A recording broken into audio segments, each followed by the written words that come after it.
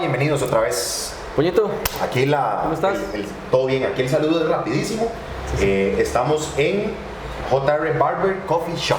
Muy bien, invitadísimos. Correcto, Santo Domingo, en Los Ángeles de Santo Los Domingo. Ángeles de Santo Domingo. Correcto. De Heredia. Aquí es donde está, aquí se pueden venir a chanear, barbita, yo me la estoy dejando crecer.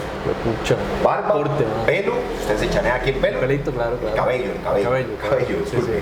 Sí. Y además cuando sale, se toma un cafecito, vean, Pareado. fuerte sándwich, delicioso, de manteca, de Y va listo.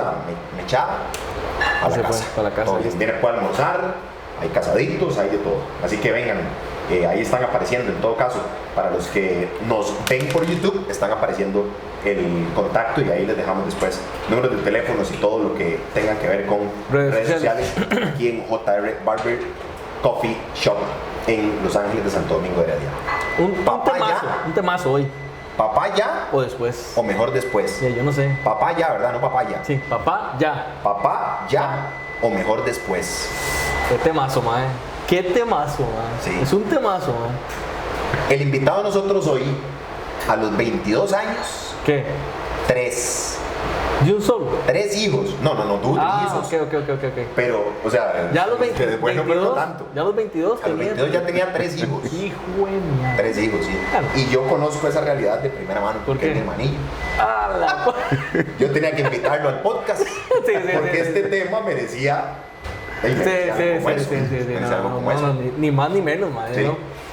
Diego. Presentalo, gracias por acompañarnos. entonces. Sí, Diego es mi hermano. Ok. Pero además es quizá el mejor invitado para hablar de esto. Porque, oiga, cátedra, da clases de lo que es, de lo que es madrugarse como papá. Hijo, usted no, bienvenido, Dieguito.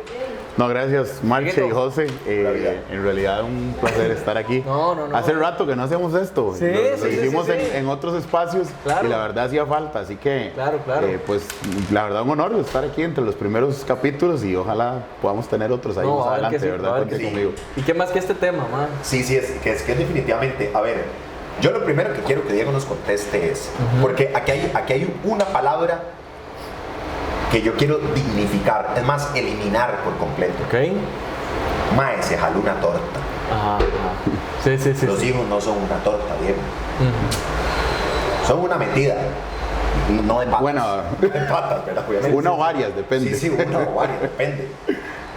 Pero al paso del tiempo, no me jalé una torta. Es que yo pienso, bueno, sí es cierto, o sea, es cierto ese tema. Yo creo que eso es un aspecto sumamente importante porque yo creo que eso cambiaría muchísimo la realidad de la persona que está teniendo que lidiar con la situación. O sea, la torta es obviamente el momento, la circunstancia. En el caso mío estaba recién saliendo del colegio. Entonces, bueno, ¿qué iba a pasar con mi universidad? Si iba a entrar a la universidad, si no iba a entrar a la universidad, si mis papás me iban a apoyar, no me iban a apoyar. O sea, era un montón de cosas, ¿verdad? Obviamente el tema de mantenerlos y cómo si busco trabajo, si no busco trabajo, si estudio, que cómo combino. Pues en el caso mío tuve la bendición que mis tatas me apoyaron al 100% en ese sentido. Mi papá, inmediato, a mi mamá buscarle un chancecito para que asimilara, pero bueno, nunca estuvo en discusión el tema de que yo quería estudiar, porque lo tenía clarísimo de muchos años antes que yo quería ser ingeniero en sistemas, y nunca estuvo en discusión de que pues yo tenía que seguir esa línea, pero también tenía que buscar la manera de ver cómo asumía la torta, ¿verdad? Entonces, claro, la torta es cómo resolver el montón de situaciones que implica un hijo, claro, sin estar económica y emocionalmente preparado para, ¿verdad? Porque no vamos a tapar el sol con un dedo. Pero definitivamente tiene razón en lo que está diciendo José. O sea, al final, en el largo del tiempo, con el paso de ni siquiera de los años, de las semanas, de los meses, termina siendo todo una bendición como tal y en el tiempo pues uno ya sacará sus conclusiones. Si a mí me ponen a escoger, no repetiría ser papá a los 17 años, claramente, pero por ese tipo de cosas, ¿verdad? Porque lógicamente tal vez hubiese tenido la posibilidad de tener una base distinta, pero sí definitivamente me quedaría con la idea de ser papá no a una edad avanzada, porque creo que de las cosas más positivas de todo esto de la situación mía es que de ahora puedo disfrutar con mis hijos, todos 21, 18 y 16 años, y desde hace varios años para acá venimos disfrutando cosas en un contexto muy diferente. y yo no tengo ni 40, apenas voy a cumplir 40 el próximo año, y ya ellos están todos grandes, y desde hace 5 o 6 años para acá disfrutamos las cosas en un contexto muy distinto, porque ya están todos grandes, entonces es más fácil, es un poco más fácil todo, ¿verdad? Y eso yo realmente no lo cambio. Hace 2, 3 noches Luis me llama un sábado, o sea, imagínense lo que es un hijo de 21 años escribiéndole al papá el sábado en la tarde para decirle, man, ¿qué tiene que hacer hoy en la noche? Vamos a mejenguear. Probablemente una persona de 50, 55, porque tuvo su primer hijo a los 30 y pasaditos, su hijo de 20 no lo va a llamar para decirle vamos a mejenguear un sábado en la noche cuando tenga 20 años. Cosas de ese tipo y otras más, en realidad son cosas que para mí al día de hoy son positivas. Más allá de lo que fue la torta, como lo llama la gente en su momento, por supuesto que no es el mejor momento. No vamos a decir aquí que si todos tengan hijos a los 17 años que no es una torta, ¿no? O sea, entonces uno no está preparado y lógicamente eso trae como consecuencia otras situaciones, ¿verdad? Lógicamente cometí muchos errores, hubo muchas cosas que no hice de la manera correcta, como papá me refiero, por el tema de la falta de madurez, por el tema de que uno no ha vivido y no ha quemado etapas, y como sea, esas etapas tarde o temprano te llegan a alcanzar. Eso es un tema que yo tengo clarísimo. Al principio de la situación pues también hay ilusión y hay miedo, hay temor, hay nerviosismo, pero también hay ilusión. Pero lo que pasa es que las dos cosas las vivís dentro de una inmadurez normal de la edad, y de una u otra manera te termina alcanzando la realidad de la edad, si no inmediatamente, con los años. A mí me pasó que me alcanzó con los años, o sea, la realidad de lo que yo dejé de vivir en mi final de adolescencia me alcanzó unos años después, y obviamente eso pues trajo sus consecuencias y sus situaciones ahí, pero es cierto que para mí y para mis hijos, porque al final del día fueron para mí, pero mis hijos son víctimas de la situación y de la circunstancia. Claro. Y uno en muchas cosas el error se vuelve inconsciente, y cuando caes en conciencia, perdón, pero uno dice, y la cagué. Y ya que ya no hay mucho que hacer. Exacto. Ahora lo que toca, bueno, a ver cómo lo arregla, cómo ya aprendió, ya como todo en la vida, ¿no? O sea, ahí tenemos que pasar por esas etapas, aprender, corregir y crecer. Pero yo en lo personal me quedo con la idea, insisto, no de ser papá a los 17 años, pero sí de, si usted tiene claro que quiere ser papá, no lo postergue para sus 40 y tantos. Saque su carrera, tenga su estudio, lleve su estabilidad económica y aproveche cuando considere que sea un buen momento para hacerlo, pero cuando usted pueda tener la energía suficiente para cumplir con todo lo que tenga que cumplir, no en ese momento, sino en futuro. O sea, yo creo que es importante pensar cuánta es la brecha de edad que voy a tener con mi hijo en ciertos momentos. Claro. Entender la adolescencia de por sí es complicadísimo. Sí. Y si la brecha de edad con la etapa adolescente de su hijo es muy marcada, creo que eso todavía hace más complicado el proceso. Entonces por ahí el tema, desde mi punto de vista, exacto, creo que vendría por ahí. Pero estoy de acuerdo con José, hay que cambiarle el título a la situación. La torta. Es una metida de patas, digamos así. Es una metida de patas, dejémosle metida de patas. Porque no son una torta, no son un error. No son un error. No. Claro, exacto. O sea, y es que eso afecta o podría eventualmente afectar a los hijos el día de mañana. Claro. Es que yo soy producto de un error de mis papás. O sea, yo soy un error. No, mi amor, vea, usted no es ningún error, usted es una enorme bendición. Por supuesto que por eso Diego, es muchísimo más difícil entenderlo a los 17, 18 años. De pronto vos y yo, Marchena, lo entendimos porque lo deseamos, porque lo buscamos mucho. En mi caso en particular, porque hubo una circunstancia que me impedía a mí ser papá, y bueno, gracias a Dios se logró, y bueno, uno lo conceptualiza y ve ese milagro como eso, como un milagro.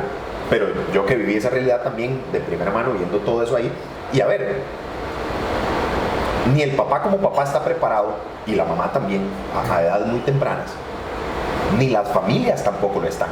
Porque yo puedo decir, con conocimiento de causa, que sí, que uno como tío también cometió muchos errores, porque imagínense, es un niño, Diego tenía 17, yo soy 2 años menor, y yo tenía 15 años. ¿Qué voy a saber yo de chinear un bebé? De cómo educarlo. Sí, mis hermanas tenían 12 y 11. Tenían 12 y 11, eran niñas. Con niños. Con niños. ¿Me explico? Entonces, también las familias tampoco están preparadas. Pero repito, queremos dignificar el tema de que no son un error, no son un error. Claro, claro. Son circunstancias que a veces no se controlan dentro de la adolescencia incluso también. Ahora, papá después tiene esas otras atenuantes. Vos tenés 40 años, yo tengo 37 y estamos empezando nuestra vida de papás. Yo le cuento que hay días en los que yo digo, ¿quién se lleva a Camila para que la cuide un par de horas porque estoy fundido, papá? Totalmente. Yo a los 25 años, dele, tráigame 15, 20 chiquitos si quiere, yo juego con ellos. Entonces creo que ahí es donde está el tema medular. Diego, entrando muchísimo más en materia de esas circunstancias complicadas, esos errores que usted menciona ahorita, que al final se trasladan a los hijos, también son para los hijos comprensibles en el tiempo, de sentarse y hablar con ellos y decirles. Claro, sí, lo que pasa es que esa parte es más difícil, porque de uno, independientemente de que la situación haya llegado a una edad corta, estás en una edad donde tarde o temprano o de una u otra manera vas a entender la situación fácil. Mientras que con los hijos hay que esperar a que el hijo tenga cierta edad, cierta madurez y haya vivido ciertas cosas para que lo pueda entender. Yo viví ese proceso, o sea, yo tuve que esperar, yo tuve que entender, sobre todo con mi hijo mayor, que tenía que darle chance a que llegara a cierta etapa de su vida para que él pudiera, tal vez no entender, yo no ocupaba que entendiera, iba a ser muy difícil y nunca lo van a entender hasta que ellos no lo vivan. Yo creo que muchas de las cosas o muchas de las circunstancias las van a entender el día de mañana si ellos llegan a ser papás, o bueno, mamá en el caso de Vale. Entonces, bueno, ahí entenderán otras cosas y no va a ser necesario que nadie se las explique, ellos lo van a entender, así como nosotros hemos entendido cosas de situaciones que vivimos como hijos y ahora que somos papás, pues podemos entender un montón de cosas y uno dice, sí, era así, tiene sentido, lógicamente, sí, lógicamente no podemos entenderlo hasta no vivirlo, pero sí por lo menos poder explicar ciertas situaciones y poder explicar ciertos escenarios y sobre todo poder, lo más importante, explicar o dar la cara de alguna manera y decir, hey, me equivoqué, perdón, ojalá no hubiese sido así, pero creo que ya estás por lo menos en la edad suficiente para poder entender, no porque lo hice, no porque me equivoqué, pero sí entender que mi arrepentimiento es genuino, puro, exacto, genuino. Correcto. Correcto, Yo, parte de las cosas que yo le he dicho, bueno, José, es que yo no me veo, o sea, no me veía, y respeto mucho tu caso, por ejemplo, en especial, en particular, de personas que son papás tan jóvenes, porque yo digo, qué increíble, digo yo, o sea, yo no sé cómo podría, man. O sea, yo no podría, yo te lo digo porque yo me voy, ¿verdad?, a mi pasado y digo, madre, un madre de 17 años como yo, en mi historia de vida, digo, nunca lo hubiera logrado. O sea, yo nunca lo hubiera logrado. Bueno, Marche, eso es relativo. Por eso, pero es donde voy. Y entonces yo digo, pucha, ¿por qué? Porque a lo que voy también es esto, o sea, fui papá a los 17, ok, me pongo la 10, o sea, me pongo la 10, ¿verdad? O, como vos decís, sigo creciendo como adolescente, como en mi madurez y todo lo demás, y a ver qué pasa, a ver cómo me va. Mis tatas me están ayudando, mis tatas no me ayudaron. Jale, mae, ¿cómo que 17 años? Ve a ver qué hace, mae. A nosotros no nos importa, es su vida, usted verá. Porque también deben haber casos así, güey. No, por supuesto. Pero en tu caso, por ejemplo, en específico, pero vos también dijiste, no, mae, yo tengo que, voy a estudiar, apechugar, tengo que seguir estudiando, pero a la vez sé que me jalé una torta, entre comillas, pero mae, voy adelante, o sea, tengo que hacerlo, porque vos también tenés eso de allá adentro que quería ser papá, mae, porque también pienso yo que debe ser así, pero yo por lo menos en mi caso, digo, mae, yo no sé qué hubiera hecho yo, mae. Bueno, es que yo tampoco sabía qué hacer, o sea, mi primera impresión fue esa, y ahora sí, ¿qué voy a hacer? Y también mi pensamiento fue en su momento el que la sociedad te marca. Exacto. Me jalé una torta. Pues lo primero que yo tuve que hacer fue cambiar el plan. Por ejemplo, yo tenía todo listo para entrar a estudiar ingeniería de sistemas en el TEC, lo cual pues era el top de lo que se podía. Estamos hablando de eso hace más de 20 años. Y en aquel, no estoy diciendo que el TEC no sea eso, ¿verdad? Ahora, pero digo, en aquel momento era muchísimo más marcado. Sí. Y obviamente eso fue el primer plan que tuve que cambiar. porque yo me acuerdo que ya cuando las cosas empezaron a bajar un poquito ahí, yo me siento, analizo un poco las cosas y hablo con mi tata, porque la opción era ayudarle a él en su oficina con cosas del trabajo, ayudarle a dibujar planos y ese tipo de cosas. Pero yo empiezo a sacar tiempo, ok, ¿cuánto me va a costar en tiempo ir al TEC, ir, volver, más horarios de estudio, las universidades públicas, ¿verdad? Que tenés que tener ciertos bloques y todo el asunto, y no me va a sacar tiempo, o sea, no hay forma. Además empecé a sacar el costo, bueno, ¿cuánto vale el cuatrimestre? Si bien es cierto es una universidad pública, no es tan caro, pero hay un costo, más el costo del transporte, más el costo de la comida, más el costo... Cuando me di cuenta y hice los números y me acuerdo que me senté un poco no me acuerdo, sí recuerdo que lo hicimos con mi tata en la oficina, no me acuerdo si después ya en la casa con mi mamá medio se lo comentamos un poco y lo vimos. Al final del día sí, recuerdo que los tres juntos llegamos a la conclusión, era igual o más caro ir al TEC que ir a una universidad privada. Con la ventaja que la universidad privada me daba una versatilidad de horario que me permitía estar más presente en ayudarle a mi tata en su oficina, que eso al final del día no era para que me pagara a mí, sino para que fuera el recurso económico para cubrir las necesidades del bebé que venía en camino. Entonces, mi primer pensamiento es, sí, ¿qué voy a hacer? O sea, no tengo nada. Pero después cuando el impacto pasa y cuando logras dar el paso a la situación más complicada, que es comunicarlo, porque definitivamente es la situación más difícil de todas, cuando eso empieza a bajar y ya pues te das cuenta que no te vas a morir, que no se acabó el mundo, que es lo que hablábamos ahora, que a los 22 años es que se acabó el mundo en el 2012, entonces hay que ponerle mal, uno no sabe qué va a suceder. Cuando te das cuenta que nada de eso sucedió, hay que resolver ya lo importante, y lo importante no era preocuparme por lo que había hecho, sino ocuparme de lo que venía. Entonces ahí viene un cambio de plan. Ahora, lo estás diciendo muy bien, mi plan iba en torno a mi realidad es que tuve apoyo en todos los aspectos y en todos los sentidos que usted quiera ver. Claro. Me imagino que habrán otros que no lo tienen, tal vez porque culturalmente a nivel familiar no están dispuestos a dárselo, tal vez porque no pueden dárselo. O sea, es que aquí podemos poner un montón de aristas, y un montón de escenarios. Y en ese momento, pues mi reacción inmediata es, ok, me ajusto, ya sé con lo que cuento, ya sé con lo que no cuento, ya sé lo que tengo que hacer y me pongo la camiseta. Pero ahí entra el comentario donde tarde o temprano la etapa que dejaste, que cortaste por necesidad y no por convicción, llega a alcanzarte en un futuro. Y si no estás bien preparado y sobre todo si no tuviste el acompañamiento adecuado, no estoy hablando del acompañamiento familiar, sino un acompañamiento profesional que te pueda decir, ok, ven acá, que aquí es la importancia de esto que ustedes están haciendo con este podcast. O sea, no pretendemos enseñarle nada a nadie, pero de repente alguien escucha esto y dice, ok, a mí me está pasando.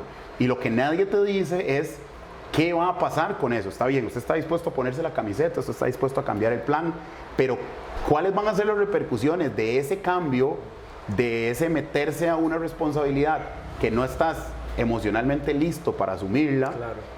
Lo cual no significa que no puedas asumirla, claro, o sea, hay que hacer, simplemente hay que adelantar el proceso. Exacto. Entonces, ¿cómo adelanto el proceso? ¿Cómo adelanto la etapa sin que esa etapa que corté me afecte a futuro? Sin que me haga falta o sin que me alcance y yo me convierto en un adolescente de 30 años, que eso hace un montón de circunstancias que pueda pasar. Cómo encontrar el equilibrio y cómo encontrar el balance entre lo que deberías y necesitas vivir, claro, porque al final del día es la única manera de alcanzar la madurez necesaria que a título personal estás ocupando, pero más importante ya no es solo lo que usted necesita a nivel personal, sino que todo lo que esa etapa le haga a usted crecer, madurar, mejorar, se va a ver después reflejado en su desempeño como una persona que ya lo está viendo a usted como ejemplo y está a su cargo. Exactamente. Pero nadie te para a decirte eso. No, o sea, primero fue el susto, el qué va a hacer y dónde conseguir la plata para suplir las necesidades de ese niño. Ok, y las necesidades de la persona que está siendo papá, no la plata. Sí, emocionalmente, digamos. Exacto, sí, la persona. La persona, claro. Claro. De eso nunca nos ocupamos. No, por supuesto que no. Y justamente esa realidad que vivimos nosotros como papás en diferentes etapas y de dignificar la paternidad. Repito, nosotros aquí no estamos, Marchi y yo lo tenemos muy claro y para la gente también, nosotros no estamos aquí peleando si la paternidad es más importante que la maternidad, no. Simple y sencillamente que es un gran complemento y que de pronto estos temas nosotros como hombres, por alguna razón, no hemos aprendido a tocarlos y no nos hemos abierto a tocarlos y a decir, vaya, nosotros también sufrimos esta otra parte que para nosotros es bien complicada porque no somos robots, también somos seres humanos, ¿no?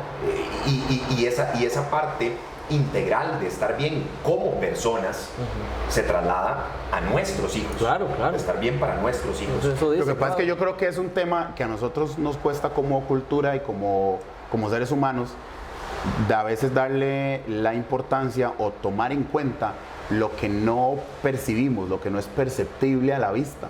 La maternidad la vemos. O sea, es tangible. Claro. El tema de la paternidad, pues no estoy diciendo que no sea tangible, pero lógicamente no podemos minimizar, y obviamente eso está no sé cuántos niveles por encima, todo lo que, porque estamos hablando de mi torta, digamos, o mi situación dentro de esa, entre comillas, torta, pero la mamá también tenía que lidiar con sus cosas. Lo que pasa es que el cambio físico en la mamá ya te genera una atención diferente porque es tangible, además de que obviamente a nivel científico todo lo que viene lo que conlleva, sí, exacto. Sí. Entonces creo que por eso tal vez la sociedad pues se ha ido por ese lado. Además, sea como sea, todavía venimos arrastrando malos modelos sociales machistas donde usted como hombre tiene que ser fuerte y punto, se acabó. Y no es cierto, o sea, al final del día el hombre tiene que ser fuerte y la mujer tiene que ser fuerte, pero el hombre tiene sus debilidades y la mujer tiene sus debilidades y sobre todo tiene su parte sensible, claro, que de una u otra manera emocionalmente te va a llegar a afectar. Pero en ese proceso de tengo que ser fuerte, y llegas a un momento en que te quedas. Te reventas. Exacto. Y como nunca se trabajó sobre eso, porque no sos consciente o porque la sociedad dice que no necesitas hacerlo, que no tiene que ser. Es la sociedad, ¿verdad, mae? Yo pienso que mucho es la sociedad. Pues sí, lo que pasa es que entonces ahí tenemos que romper el molde. Totalmente. O sea, que ha venido cambiando, creo yo. Pero digamos, hace 20 años con esto, yo digo, mae, o sea. Sí, tal vez lo que mucha gente aquí se está preguntando también es, bien, Diego nos cuenta ahorita la experiencia de su primer hijo a los 17. Pero el hombre de verdad se la creyó lo de que el mundo se iba a acabar, ¿verdad? Sí. Entonces llega a los 19, ¡pum! Llega a los 21 y ¡pum! Dime, ¿qué pasó ahí? Que no sé cómo preguntarlo. ¿Sí? Mae, lo que pasa es que es un poquito difícil de explicar. O sea, todos sabemos lo que pasó. Lógico, obvio. Pero. Ve, es que la casa sola. Usted lo Sí, como el chiste. Una cosa llevó a la otra. O sea, papás y mamás solo, ¿no? En la casa solo. Porque cuando el gato se va, los ratones siempre. Lo que pasa es que dentro de ese proceso, o más bien dentro de esa realidad de inmadurez que hablábamos ahora, no siempre uno logra identificar cuáles son las mejores decisiones. No estoy hablando de los hijos, claro. El punto es que la decisión no inmediata, pero sí en el mediano plazo, fue un matrimonio. Y pues dentro de ese matrimonio, digamos que ahí, pues obviamente la situación respecto a qué iba a suceder cambiaba un poco el aspecto de bueno, si hermanito, si no hermanito, y tal vez llegó antes de lo que se hubiese planeado, porque sí se habló y se planeó y todo el asunto. Y después el tercer caso, pues ese no fue tan planificado, digamos que ese fue un home run ahí, otro exacto que de tres que como no, de media cancha, no, de que tres como de media no cancha, estaba ahí. Claro, Claro, lo que pasa es que vuelvo al punto, ya estás en un ambiente, en un entorno donde las circunstancias cambian un poco y eso obviamente termina influyendo. Ahí definitivamente una cosa llevó a la otra, o sea, ahí sí fue muy real. Pero vuelvo a lo que hablaba antes. Lo que pasa es que dentro de todo el proceso se ocuparon o se atendieron todas las necesidades alrededor de lo que estaba sucediendo, y la única necesidad, pienso yo, o sea, realmente a mí en lo personal mi conclusión es que la única necesidad o el único aspecto en el que toda la atención se centró, tanto mía como de todas las personas que estaban alrededor apoyando, fue específicamente las necesidades de los niños que venían en camino, o del niño, o cuando fue uno, o después cuando fue dos, y bueno, después cuando fue la tercera. Y sí, pues la necesidad de que esté bien, de que tenga salud, etcétera, etcétera, pero principalmente de suplirle lo material y lo Emocional, lo básico lo básico que necesitas en un bebé, ¿no? O sea, la parte de salud y la parte, obviamente, o sea, yo no le puedo explicar, y José lo puede decir, lo que fue el primer té de canastilla. O sea, Sí, una locura. era absurdo, era absurdo. El primero. Sí. No había donde poner las cosas. No había donde poner las cosas, O sea, literalmente. no había una bodega lo suficientemente grande como para poner las cosas. Era absurdo. Hubo cosas que se perdieron, pañales que nunca se usaron porque la cantidad era tanta y ese mae crecía tan rápido que no alcanzó, digamos, para gastarle todos los pañales pequeñitos y la ropa y todo lo demás. Pero vuelvo al punto, todo eso se suplió, nunca hizo falta nada, nunca hizo falta ropa, nunca hizo falta medicamentos, nunca hizo falta plata para el médico. Mis amigos, dentro de mis mejores amigos, me daban plata para las citas, para que lo llevara al doctor, si se daban cuenta que estaba enfermo, estaban encima, un montón de cosas. Y he visto ese mismo caso con amigas de mis hermanas, donde están todas las amigas, todo su círculo social apoyando y todo lo demás. Pero ¿quién paró y le dijo, ok, son un toque, ¿y usted qué está haciendo? Y la persona. ¿Qué está haciendo con usted? Mamá, Exacto. sí. ¿Qué está sintiendo? ¿Qué no está sintiendo? ¿Cómo está lidiando ¿Quién con fue eso? esa persona en voz, ma? O sea, ¿quién llegó a preguntar, Diego, ma, ¿qué? ¿Usted qué? Una amiga muchos años después no llegó a preguntar, nunca llegó a preguntarme nada, pero en una conversación X random sale el tema de todo esto y empieza a comentarme cosas de un proceso que ella estaba llevando y de repente, ahí. claro, Ahí reventaste. y entonces ella identifica qué es lo que me está pasando. Y entonces, claro, ya se echa para atrás y inclusive se disculpa, mi misma, sorry, yo no era esto lo que estaba buscando, yo no, usted no está buscando nada, esto no es culpa suya. Lo que pasa es que ahorita que te escucho hablar estoy entendiendo un montón de cosas, claro, y lo que necesito es que me dé el número de esa señora. ¿Cuánto tiempo después? Claro. No sé. ¿Ya tenías los tres? Sí, claro. Ya tenía los tres y Vale ya grande y ya yo solo inclusive. No sé, o sea, probablemente Vale podía tener 8 años. Fue puta, sí. O sea, Sí, unos o sea, 13 años después. ponele que 13 fue... años después. No, mentira. Es más, yo ya sé cómo decirte cuánto tiempo después. Sí, más o menos unos 12 años después, 10, 11 años después. Qué locura. Sí, aproximadamente. es demasiado tiempo Sí. para no saber lidiar nosotros con nosotros mismos. Exactamente. Y ese es el problema, y es lo que la gente tiene que entender también, y aquí vamos a traer a un profesional o a una profesional para que nos enseñe a lidiar con nosotros mismos, porque nosotros somos la primera persona con la que lidiamos desde que abrimos los ojos. Lo que pasa es que abrir los ojos y sentirnos bien. no es solo lidiar con uno mismo, sino además lidiar con todas las circunstancias alrededor, porque ahorita nos hemos centrado en hablar mucho de la parte positiva de la situación, y la parte positiva fue, ok, pasó el susto, tuve que comunicárselo a mi familia, vino todo el apoyo del mundo y seguimos adelante. Y de una u otra manera las cosas en ese sentido para los hijos salieron, fluyeron.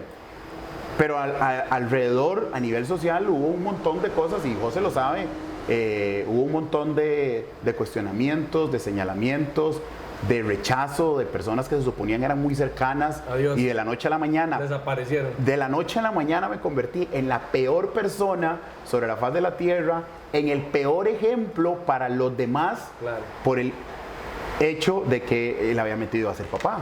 Deme un toque. Los dejamos Y y seguimos. les damos un segundo capítulo. Claro, lo vale. Siga esta historia para papá. Nos vemos. Segundo capítulo, que sigue.